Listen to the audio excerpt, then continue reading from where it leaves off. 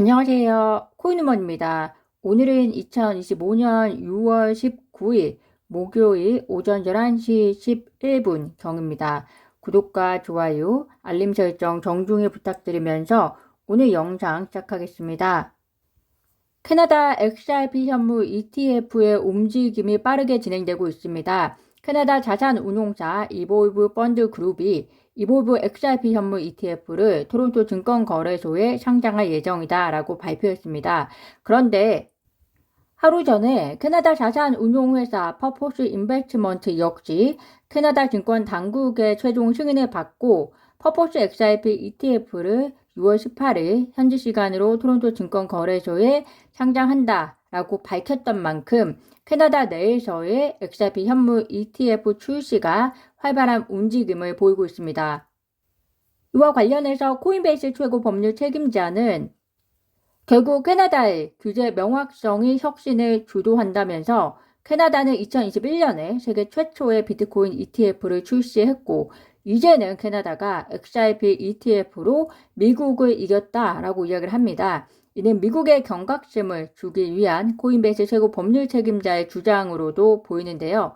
XRP 현물 ETF가 브라질에 이어서 캐나다에서 출시되는 것은 매우 긍정적인 소식이지만 현재 미국에서의 진행이 더디고 있는 것이 동시에 아쉽기는 합니다.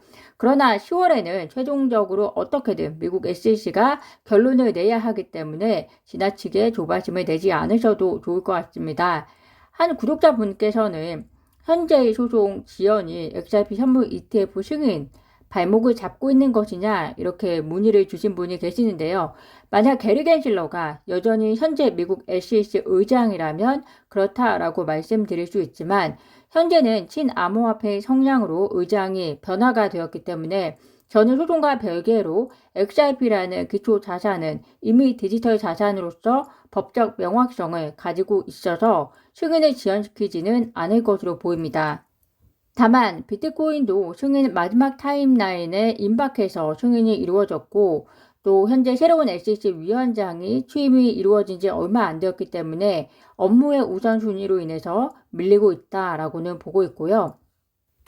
오랜만에 보실까요? 현재 폴리마켓에 의하면 2025년 내에 XRP 현물 ETF의 승인 가능성이 90%로 보여진다는 것은 매우 긍정적 사인으로도 볼 수 있을 것 같습니다.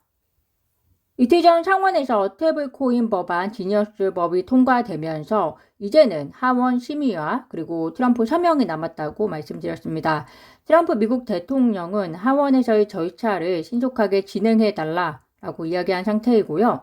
동시에 지니어스 법안뿐만이 아니라 다른 암호화폐 법안들도 신속하게 진행함으로써 미국을 디지털 자산 분야에서 논쟁의 여지 없이 세계 선두로 만들 것이다 라고 한 만큼 XRP 현물 ETF에 대한 승인이나 그리고 트래시 판사의 판결문 수정을 통한 리플의 미국 내 사업 가능성을 저는 여전히 높게 보고 있습니다.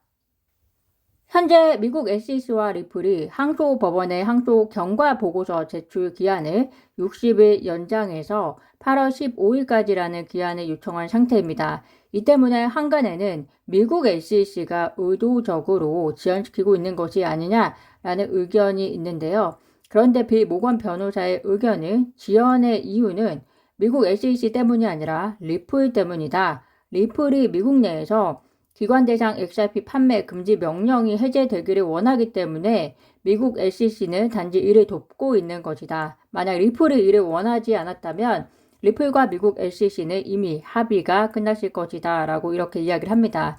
사실 맞는 말이죠. 미국 SEC는 현재 항소를 취하하는 것만으로도 신암호화폐 행보를 보여주는 일환일 건데 이에 더 나아가서 기존 판결까지 수정하는 것에 리플과 뜻을 같이 하고 있는 것은 결국에는 리플을 돕고 있는 것이죠.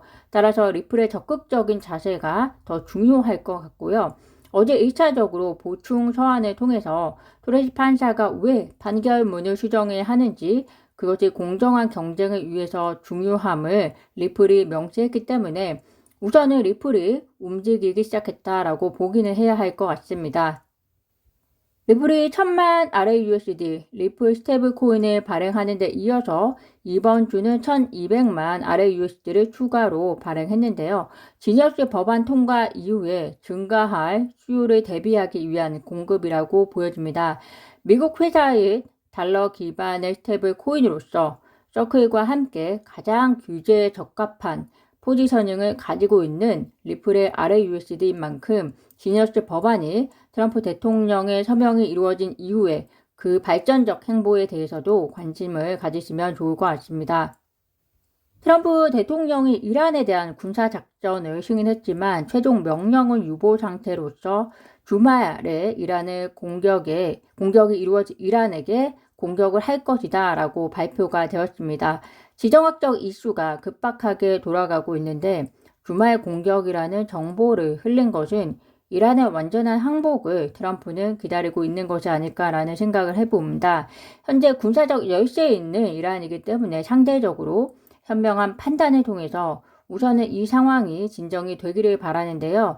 우선 투자자 입장에서는 주말까지는 긴장을 늦추지 마셔야 될 것입니다. 다만 최악의 상황으로 미국이 이란을 공격하기 시작하면 투자 시장이 단기적으로는 분명 출렁일 텐데요. 장기 투자자 입장에서는 지나치게 동요될 필요가 없는 점이 시장의 탄력 회복성을 생각하시면서 기다리시면 될 것 같고, 단기 투자자 입장에서는 또 좋은 기회가 될 수 있다는 점 참고하시면 좋을 것 같습니다. 오늘 새벽 미국의 FOMC가 있었고 누구나 예상했듯이 금리 동결이 진행이 되었습니다. 파월은 인플레이션 둔화 확신이 들 때까지 금리를 인하하지 않겠다라고 하면서 관세로 인해서 상당한 인플레이션이 예상되지만 또 경제 성장세는 견조하다라는 입장을 통해서 지금 당장의 금리 인하를 할 수 없는 이유에 대해서 추가적으로 연설을 통해서 설명을 했습니다. 다만 연준 위원들은 올해 2차례 정도 금리 인하가 있을 것으로 예상하고 있었고요. CME 패치에 의하면 9월에 한 차례, 그리고 12월에 한 차례 해서 2차례 높은 가능성을 두고 있는 것으로 보입니다. 따라서 하반기에는 상반기보다 더 나은 거시경제 시장이 펼쳐질 것으로 기대를 해볼 수 있을 것 같습니다. 동시에 미국의 관세 정책 역시도 관세 자체에 집중하는 것이 아니라 각 나라 간에 서로 이익이 될 수 있는 협상의 형태로 전환이 될 가능성이 크기 때문에 하반기 역시 관세로 인한 불확실성이 많이 떨어질 것으로 보입니다. 오늘 제가 준비한 소식은 여기까지입니다. 오늘도 영상 시청 진심으로 감사드리고요. 구독과 좋아요, 알림 설정은 코인우먼에게 큰 힘이 됩니다. 감사합니다.